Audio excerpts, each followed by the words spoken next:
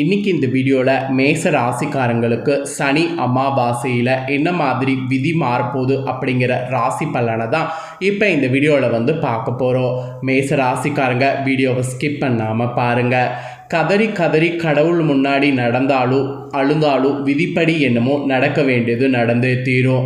அந்த விதிப்படி நடக்க வேண்டியது என்னங்கிறத தெரிஞ்சுக்கிட்டா நம்ம விதியை மாற்ற முடியுமோ இல்லையோ தப்பிக்க முடியும். ஸோ அந்த வகையில் இப்போ சனி அமாவாசையானது வரப்போகுது.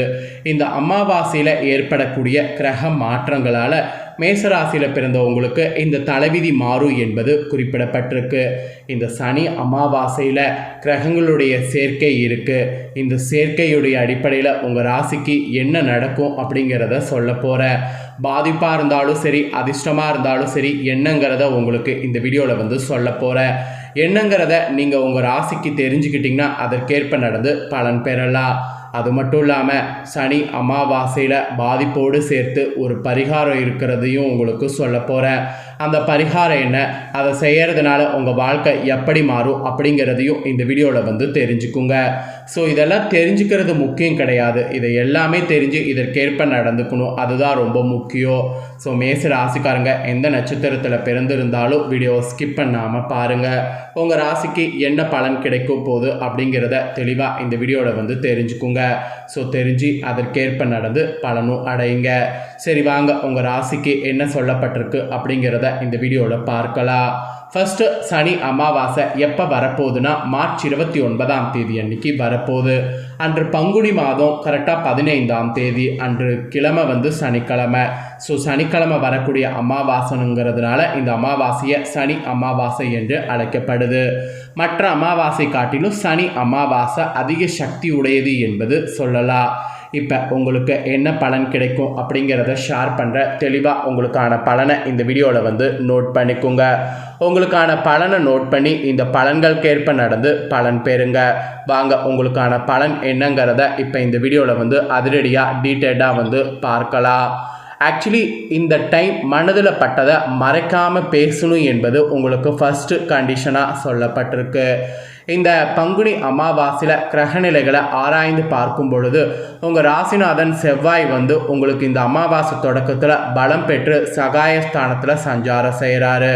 அப்புறம் தனஸ்தானத்தில் குரு வீற்றிருந்து சுக்கிரனோடு பரிவர்த்தனை செய்து யோகத்தை பெறுறாரு. இந்த மாதிரி இருக்கிறதுனால பொருளாதார வளர்ச்சி உங்களுக்கு திருப்தி தரும் என்று குறிப்பிடப்படுது. அதுக்கப்புறம் புதிய முயற்சிகளில் இந்த டைம் இறங்குனீங்கன்னா வெற்றி உங்களுக்கு கிடைக்கும். சென்ற அமாவாசை விட இந்த அமாவாசையில் நடைபெறாத சில காரியங்கள் இப்போது துரிதமாக நடைபெற்று மகிழ்ச்சியை உங்களுக்கு வழங்கும்.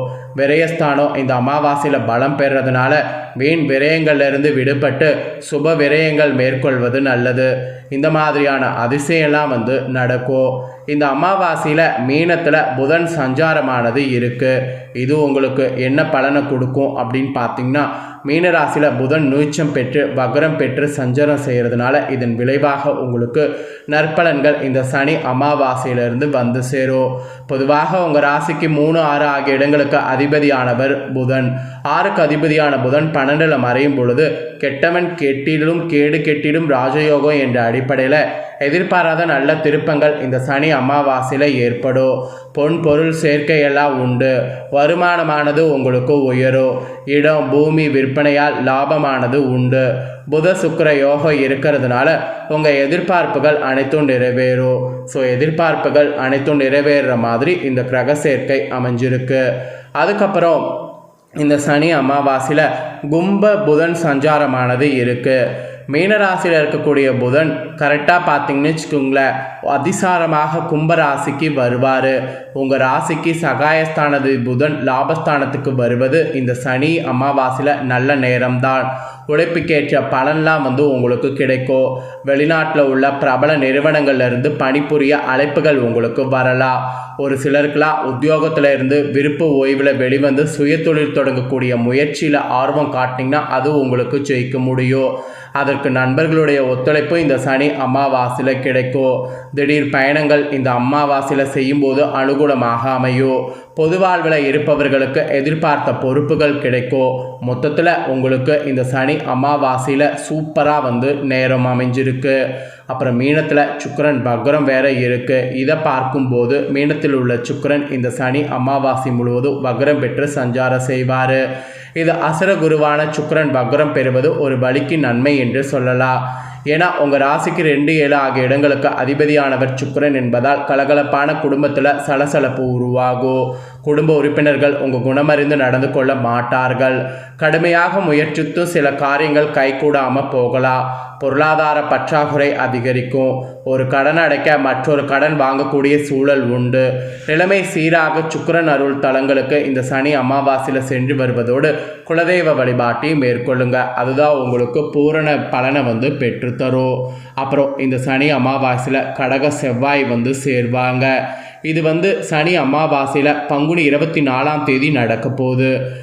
பங்குனி 24ஆம் தேதி கடகராசிக்கு செல்லக்கூடிய உங்கள் ராசிநாதன் செவ்வாய் அங்கு நீச்சம் பெறுவார். எனவே உடல்நலத்தில் மிக மிக கவனம் தேவை. கை வலி, கால் வலி, மூட்டு வலி என்று ஏதாவது ஒரு தொந்தரவு வந்து கொண்டே இருக்கும். குடும்பத்தில் சில குழப்பங்கள் உண்டாகலாம். எதையும் திட்டமிட்டு செய்ய இயலாது. அதே நேரம் அஷ்டாமதிபதி செவ்வாய் வந்து விலகிறதுனால இடம் பூமி சம்பந்தப்பட்ட வகையில் ஏற்பட்ட பிரச்சனைகள் நல்ல முடிவுக்கு வரும். அதே போல் சகோதர வர்க்கத்தினால் நன்மை உண்டு. பொது வாழ்வில் உள்ளவர்களுக்கு செல்வாக்கு அதிகரிக்கும். வியாபாரம் மற்றும் தொழில் செய்பவர்களுக்கு எதிர்பார்த்த லாபமானது கிடைக்கும். உத்தியோகத்தில் உள்ளவர்களுக்கு உயர் பதவி வந்து கிடைக்கும். கலைஞர்களுக்கு சந்தர்ப்பங்கள் சாதகமாக அமையும். மாணவ மாணவிகளுக்கு நினைவாற்றல் அதிகரிக்க பயிற்சி தேவை. பெண்களுக்கு குடும்ப சும கூடும். கொடுக்கல் வாங்கல்கள் திருப்தி தரும். ஸோ பண தேவையை பூர்த்தி செய்வதற்கு நீங்கள் ரொம்ப கவனமாக இருக்கணும். இந்த சனி அமாவாசையில் இந்த மாதிரியான பலன்லாம் உங்களுக்கு கிடைக்கும். இந்த சனி அமாவாசையில் மகிழ்ச்சி தரக்கூடிய வண்ணம் சிவப்பு என்று சொல்லப்பட்டிருக்கு. சிவப்பு நிறத்தில் ஆடை அணிந்து முன்னோர்களுக்கு தர்ப்பணம் கொடுக்கறது அந்த மாதிரிலாம் இந்த நாளில் வந்து பண்ணணும். இதுதான் சனி அமாவாசை பலன். இந்த சனி அமாவாசை பலனை இப்போ நீங்கள் தெரிஞ்சுக்கிட்டீங்க. இப்போ நெக்ஸ்ட்டு இந்த பரிகாரம் வேணும்னா பாருங்கள். இந்த சனி அமாவாசையில் பித்ரு சாபம் நீங்கள் முன்னோர்களை வழிபாடு எப்படி செய்யணுங்கிறத உங்களுக்கு சொல்ல போகிறேன். ஸோ எப்படி செய்யணும் அப்படிங்கிறத இந்த வீடியோவில் வந்து தெரிஞ்சுக்குங்க. ஆக்சுவலி பங்குனியில் வரக்கூடிய சனி அமாவாசை தினத்தில் விரதம் இருந்தீங்கன்னா திருமணம் ஆகாமல் இருக்கக்கூடிய பெண்கள், திருமணம் ஆகாமல் இருக்கக்கூடிய ஆண்கள், மேச ராசிக்காரங்களுக்கு திருமணம் ஆகும் என்பது குறிப்பிடப்படுது. அதுவும் நீங்கள் நினைத்த மாதிரியே திருமணம் நடக்கும் என்பது குறிப்பிடப்படுது. அதனால் முன்னோர்களை ஆசியோடு இந்த நாளில் வழிபாடு செய்யுங்க. அதாவது ஆசி பெறுவதற்கு பல தடைகள் விளங்குவதற்கு இந்த நாளில் அவங்களுக்கு வழிபாடு செய்யுங்க. அது எப்படி செய்யணுங்கிறத நான் உங்களுக்கு ஷேர் பண்ணுறேன். தெளிவாக இந்த வீடியோவில் வந்து தெரிஞ்சுக்குங்க. அமாவாசை திதி அன்னைக்கு மறைந்த உங்கள் முன்னோர்களுக்கு விரதம் இருந்து வழிபடுவதற்குரிய அந்த ஒரு நேரத்தில் வழிபாடு செய்யணும். அன்றைய தினம் நம்மளுடைய முன்னோர்களுடைய பசியும் தாகமும் அதிகமாக இருக்கும். அந்த பசியை போக்க கருப்பு எள் கலந்த தண்ணீரை நீங்கள் அவங்களுக்கு தர்ப்பணம் செய்ய வேண்டும். அதிலும் இந்த பங்குனி மாதம் வரக்கூடிய அமாவாசை என்று விரதம் இருந்து இந்த தண்ணீரை நீங்கள் கொடுக்கறதுனால உங்களுக்கு ஏதாவது பித்ரு சாபலாக இருந்தால் அந்த பித்ரு சாபம் நீங்கும். இது ஐதீகமாக சொல்லப்படுது. அதனால் இந்த ஐதீகமான விஷயத்தை இந்த நாளில் மறக்காமல் செய்யுங்க. இந்த பங்குனி மாத அமாவாசை அன்னைக்கு கரெக்டாக பார்த்தீங்கன்னு வச்சுக்கோங்களேன், சனி பயிற்சி கூடவே சூரிய கிரகணமும் நடக்க போகுது. அதனால் இது ஒரு சைத்திர அமாவாசை என்று அழைக்கப்படுது. இந்த அமாவாசை தினத்தில் உங்களால் முடிஞ்ச அளவுக்கு அன்னதானம் செய்தீங்கன்னா மிகவும் நல்லது. ஆக்சுவலி இதை நீங்கள் செய்கிறதுனால தொழிலில் முன்னேற்றமானது கிடைக்கும். வேலையில் சிறந்த வாய்ப்பும் கிடைக்கும். மேலும் பங்குனி மாதம் பித்ருக்களுக்கு மிகவும் திருப்தி அளிக்கக்கூடிய காலம். அந்த வகையில் இந்த மாதத்தில் சனி அமாவாசை நாளன்று முன்னோர்களுக்கு ஆராதனை, தர்ப்பணம் முதலான காரியங்கள் செய்தீங்கன்னா பித்ருக்களுடைய ஆசையை பெறலாம். அது மட்டும் இல்லாமல் விரதம் இருந்து வழிபட்டால் பித்ருக்களுக்கு மிகவும் திருப்தி அளிக்கக்கூடியதாக இருக்கும். அதனால் நீங்கள் நினைத்தது நடக்கும். திருமணம் ஆகிறது மட்டும் கிடையாது, நிறைய விஷயங்கள் உங்களுக்கு நல்லது நடக்கும். அதனால் இந்த அமாவாசையில் வழிபாடு செய்ய மறக்காதீங்க.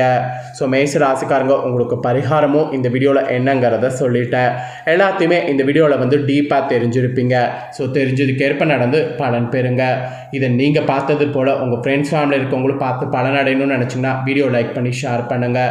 வீடியோவை உங்கள் ஃப்ரெண்ட்ஸ் ஃபேமிலியில் இருக்கக்கூடிய மேஷ ராசிக்காரங்களும் பார்க்கட்டும். அவங்களும் அவங்களோட ராசிக்கு என்ன நடக்கும் அப்படிங்கிறது இந்த வீடியோ மூலிமா தெரிஞ்சு இதற்கேற்ப நடந்து பலனடையட்டும். நெக்ஸ்ட்டு நம்ம சேனலில் நிறைய வீடியோ போடப்படும். அதை எல்லாத்தையுமே உடனுக்குடனே தெரிந்து கொள்ள மறக்காமல் நம்ம சேனலை சப்ஸ்கிரைப் பண்ணி கூட பெல் பண்ண ப்ரெஸ் பண்ணுங்கள். அதை பண்ணிட்டீங்கன்னா நான் போகிற மற்ற அப்டேட்டான வீடியோலாம் உடனுக்குடனே தெரிந்து கொள்ளலாம். நெக்ஸ்ட்டு ரிஷப ராசிக்காரங்களுக்கு இதே போல் சனி அமாவாசையில் என்ன நடக்குங்கிற தாள்களோடு புதிய வீடியோவில் வந்து சந்திக்கிறேன். தேங்க்யூ.